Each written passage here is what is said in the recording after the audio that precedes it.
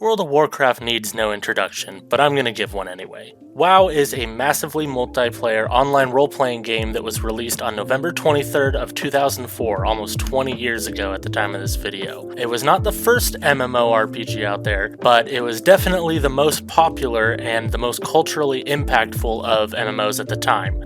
MMOs are definitely still a huge genre of games, but at this point in time, being able to play online with thousands of other people running around in the same world and able to chat with them was a very novel concept, and World of Warcraft was the first one to come out that really had a big publisher backing from Blizzard, who was riding off the high of their earlier successes in the Warcraft franchise, as well as the Diablo games and StarCraft. World of Warcraft was definitely popular right out the gates, but the real turning point came about 2 years later when the animated comedy South Park decided to make an episode revolving around the show. That episode, titled Make Love Not Warcraft, came out on October 4th of 2006. This made WoW even more popular. It exploded, and in fact, I started playing WoW myself after seeing this episode. I was already familiar with some of Blizzard's products. I had played StarCraft and Warcraft 1 through 3. I didn't play Diablo though. After I saw this episode, I went out and picked up the game and got a subscription and paid for it, essentially by mowing lawns for my neighbors and taking back pop cans and such. So I start leveling and I start questing. Eventually I join a guild and make some friends, and this was very nice. But a few of us increasingly became incredibly interested in exploring this world. And not just exploring the normal game world, but also finding places that the developers did not intend for us to be able to get to. Outside of the fun stuff such as getting on top of buildings that you weren't supposed to be able to get on, what really intrigued us the most were the areas on the map of the game world that physically existed but were inaccessible to the character. The landmass was in the game, but the developers had blocked it off because that area was incomplete. Some of these were kind of just in-between placeholder areas to make the puzzle pieces of the map of Azeroth fit together because the zones themselves didn't quite match up. But a few of these were a little more interesting. A few of these areas have lore and history attached to them from the previous Warcraft games, such as Gilneas, which is the starting location of the Worgen, and Quel'thalas, which was home to the High Elves, which in a later expansion were released as the Blood Elves. The other notable area is Hyjal, which is where the big climax of the previous Warcraft game happened, where the demon Archimonde was defeated. We're going to explore these areas in this video, as well as a few other cool things that the developers left behind. I'm getting this footage on a World of Warcraft private server, and not just a private server, but a single player server, which has bots running around in place of the other players. With this, I'm able to give myself Game Master privileges and mess around with the game without affecting any other players. This first trick here is how to get underneath Stormwind City. You jump on top of this torch and through this wall which has no collision, and you just fall down to this flat area. There's not really much going on down here, but it's very easy to do, and this was really my introduction into getting out of bounds in World of Warcraft. Interestingly enough, you can see that there's some bots that have made their way down here. Not entirely sure how they managed that, but that's pretty fun. You can see me wave to one right here. Now, as we go on, again, there's not really much down here. This was really just the foundation area for Stormwind City, and it's interesting just how big they made this area. I know that there were plans to make Stormwind City larger in vanilla World of Warcraft. Those plans, however, were scrapped and put in a later update, just like some other things that I'll show you further on down this list. Now, interesting to note, we'll open our map here in a second, and you can see that we are in one of the unmarked areas in between the zones. When you put your mouse over it, nothing really happens. You can look at the areas near it, but this place doesn't have a name. It's kind of just an in-between place. There's a couple others like this that show up on the map that don't have a name, and they don't really have any lore significance either, so I could go to those, but it looks very similar to this. It's very flat, there's nothing much going on there. So while this out-of-bounds area itself is pretty uninteresting, it's cool to be able to pull back the curtain and see what the developers see. My favorite thing about this area is that to exit it, you pretty much just jump into this big black square void that's over here. And you'll see me do it here in just a second. Once we get around there, we're going to end up in the mage's quarters in an area that you have to portal into in the base game anyway. So it feels very appropriate that to get from this out of bounds area, we jump into this sort of mage portal area and then go back to the city. The next stop on our tour is Ironforge, the home of the dwarves. In the High Seat, Throne of King Magni, there's a door over here that holds the secret. Behind this door is actually the entrance to Old Ironforge, which is a fully modeled underground area to the city that's inaccessible to all players. There's no way to open this door, but that didn't stop players from getting in. There's a few different methods of getting in, and the one that I'm about to show you is different from the one that I remember using before. That method involved having a warlock friend use a fear spell on you in just the right spot so that you would glitch through the wall into the hallway underneath the city. Since I'm playing on a single player server, I'm going to have to use a different method. What I'm doing here is jumping on top of this bookcase, and then I'm going to get in just the right spot, and then I use an elixir of giant growth, which makes my character grow larger and clip into the wall. Then I log out, and when I log back in, I'm clipping through the wall. Then you activate a slow fall item, and you just take a leap. And you're through. And now you're in. It even says Old Ironforge on the minimap in the upper right corner. So this area actually released in-game right after I stopped playing WoW. I quit at the end of Wrath of the Lich King, which was the second expansion, and they released this area in Cataclysm, which was the third expansion. The other thing that's notable about that expansion is it pretty much made everything that I'm talking about in this video obsolete, because what they did was they redid the entirety of Azeroth and made it so that you could use flying mounts across the whole world. So therefore, a lot of the in-between areas that I mentioned earlier had to be obliterated because all the players could fly everywhere around the landscape. At some point there existed a video of me and my friends summoning people into this area and just running around and exploring, which I put up onto our guild website, and it was set to early 2000s emo music, and unfortunately that website service no longer exists. I really tried to find it for this video. I was hoping I could get screenshots of the website that we had, but unfortunately it's lost to the ether. Next up, we are going to visit Gilneas, the home of the Worgen, which are a werewolf race of people that were added in the Wrath of the Lich King expansion. You can actually see some of them here as I'm running up to the gates. My friends and I also had a video of us getting into this area that we put up on the same website, but we ended up having to take it down because my friend Iron Toast was visited by a GM who told us essentially not to go in there again and definitely not to post any more pictures or video of it. And here I am, nearly 20 years later, doing it anyway, in HD. Try and ban me now! Though, I wasn't exactly able to figure out how to recreate how we got in there the first time, so we're just gonna fly over instead. Okay, yeah, we're gonna scooch on through here, don't mind me, don't pay attention over here, don't look, it's nothing to see here. We're just, we're making our way, okay, we're in. Okay, now that we're in, you can see that just like underneath Stormwind, there's really not a lot to see here. Once we get past this first little path that you can see from the other side of the gate, there's really nothing much going on. It's just sheer cliffs, flat ground, and so it really makes me wonder why the GM was so adamant about us not going in here. It's not like there's anything for us to reveal, but it makes a fun story and gives us bragging rights for having a GM talk to us, even if he was chewing us out.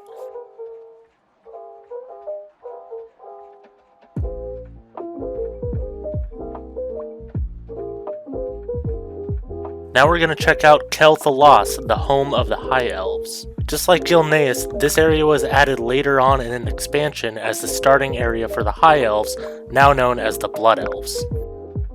And also similar to Gilneas, the developers built out the continent to include this landmass even before they added the area officially to the game. Now what we're seeing here is this lone little elf house that is on its own, that is stuck behind an invisible wall that I actually just found while recording this. Seems like a little holdover or a clue as to this area's elven origins. But as we move on further, you'll see that this area is pretty much just flat and featureless, much like the underneath of Stormwind or Gilneas, though this one's a little more varied than Gilneas.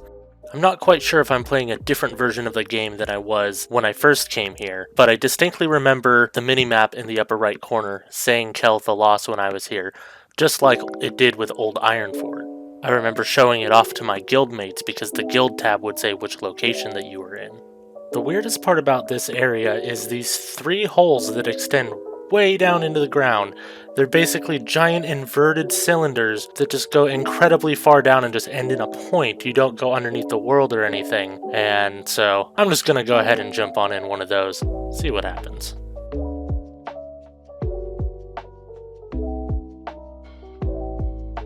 Yeah, I figured that's what would happen.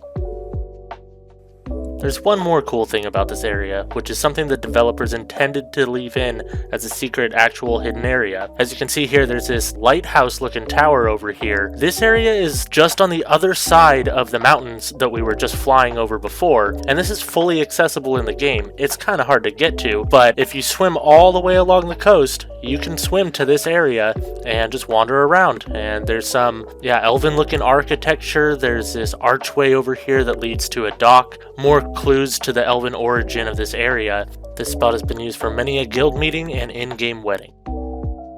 Now we're going to move on south to Deadwind Pass, specifically going to the Tower of Karazhan.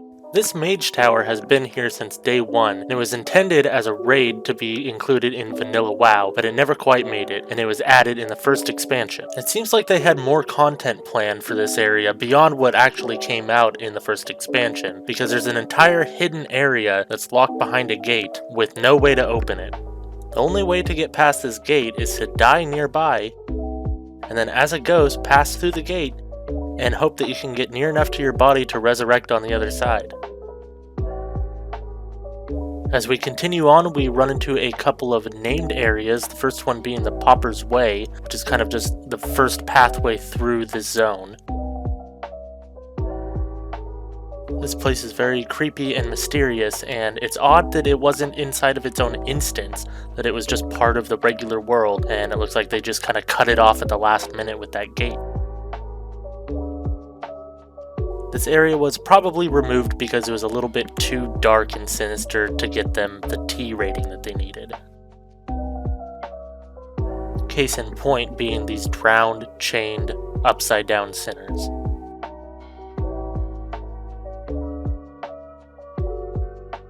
Then we have the Slough of Despair, which definitely looks like a boss room. It looks like a giant worm would be coming out of the center or something.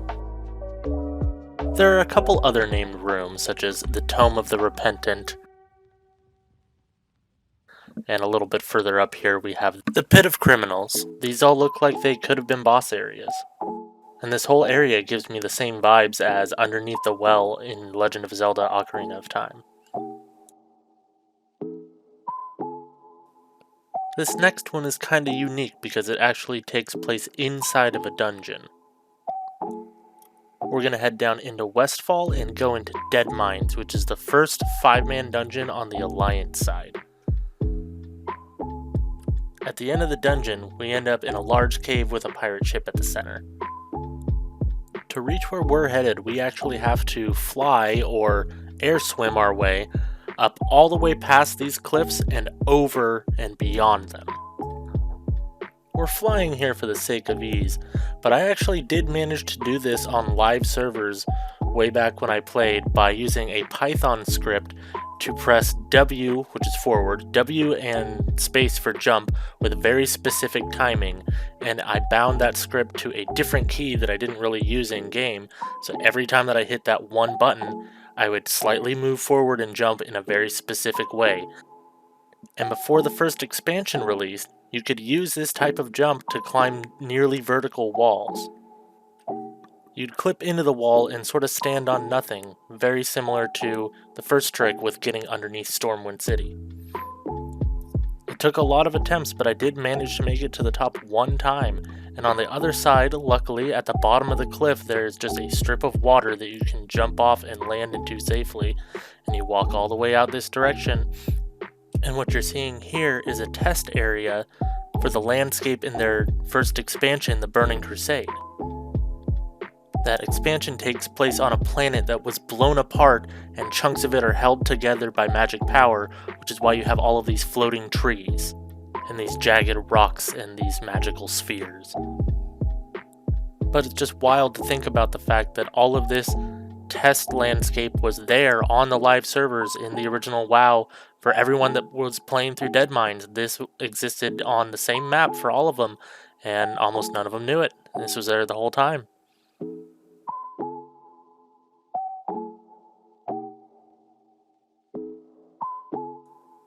For our next part, we are going to jump on over to the western continent of Kalimdor, down to Teneris in the southeast corner, and we're going to go check out the Caverns of Time. The Caverns of Time are yet another example of content that just didn't quite make the cut for vanilla WoW. The entrance to the caverns has been there since launch, but has been blocked off by a magical stone door and guarded by a few smaller dragons and one very big and mean dragon. Like a few of the other things we've gone over, this content wouldn't actually be released until the first expansion, but there is more here than meets the eye. If we head on around, back to the other side of the mountain that this cavern rests upon, we'll find a secret little hidden path that leads up to some architecture that we can jump up.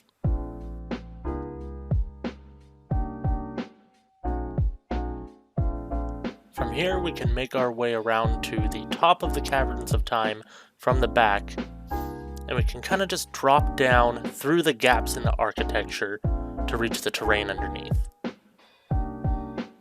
From there, just like with the Mage Tower underneath Stormwind, it's pretty much just about jumping into the void. And we've made it into the Caverns of Time. Look, we're on the other side of the door. The Caverns of Time on the inside are pretty much unchanged from the release version in the first expansion. Or rather, I should say it's the other way around. The release version is barely changed at all from this version that was in the game the whole time. At the time, the otherworldly backgrounds of this area were kind of our first hint towards the spacey sci-fi future that WoW was going to get into, from visiting other planets to time travel that happens in future expansions. The only really notable change is this giant hourglass that's sitting in the middle of the cavern. In the release version, this is replaced with a large, metallic clockwork device, but in this version, it's a huge ethereal hourglass. I kind of prefer this version. I like it better. Beyond that, most of the entrances to the other dungeons remain pretty much unchanged. The only difference is there's no NPCs here, and there's no way to progress any further because that's not in the game yet, but this area is pretty much fully done. The only thing that they really change is that hourglass.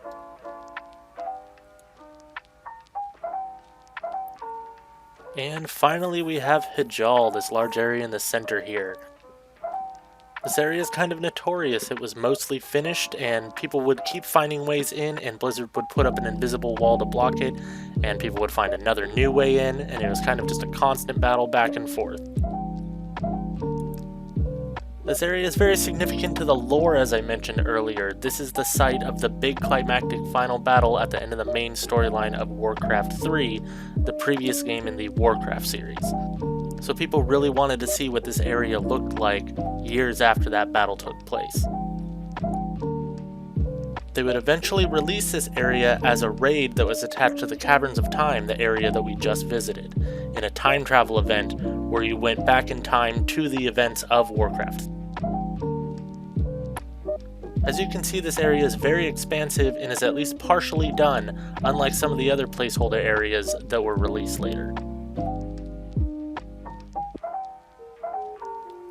You can see that this area has a few different types of terrain, some places that have been scarred by battle. Right here is just this winding pathway all the way through these woods up towards the top of the area.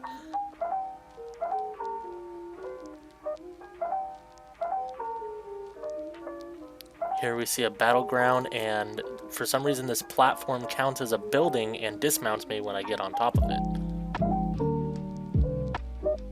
We've got craters and scorched earth, destroyed buildings. Some that are still treated like actual interiors where you can't mount up. We've got a pool down here that seems like it might have been something significant, but I'm not sure.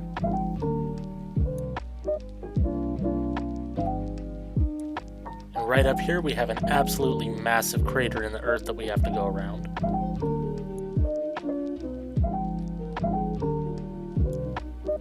And then up here we have our main event. This is the big tree that has the corpse of Archimond, however you say it. It's a huge spectacle, huge tree right here. It's so cool to be able to visit this place in-game, which we saw from more of a top-down perspective in Warcraft 3. And right here we have a construction sign that says, Blizzard, under construction.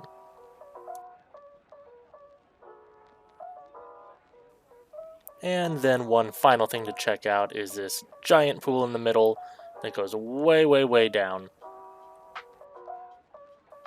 And ends with some bubbling mounds at the bottom. Not sure what's up with that. And that's going to be it for this video. There's definitely a lot of hidden content in Classic WoW that didn't make it in, but we'll just have to revisit that another time. I really had a lot of fun messing around with setting up my own single-player private server for Classic WoW, and just being able to mess around and do whatever I want, have GM powers, teleport, level up any character. What's really fun is that you can log in all your alts, and essentially build your own party in World of Warcraft to go through the dungeon content all on your own. No other game has managed to capture this sense of exploration for me, and it didn't even last very long for WoW itself. After the first expansion and the first update for that expansion, a lot of the tricks that you were able to use in Classic WoW to get into these areas just didn't work anymore. They updated their engine, probably for the better, for them to be more stable, but it made it harder to get into places that we weren't supposed to get into, which is probably what Blizzard wanted, but it's not what I wanted. I continued on and kept playing through the next 2 expansions, playing mostly as intended, doing dungeons, doing raids, leveling up, all the normal stuff. But eventually all the hours doing the big long raids became too much for me. I had too much going on in my life. I had gotten a job, I had just graduated high school, and so I put down World of Warcraft and never really picked it back up again, but I definitely look back on it fondly. Thank you for joining me on this trip down memory lane. Even if you knew nothing about World of Warcraft going in, I hope you enjoyed yourself. And remember, if you're subscribed, you get a shiny gold star for watching this video. Take care, y'all. Bye.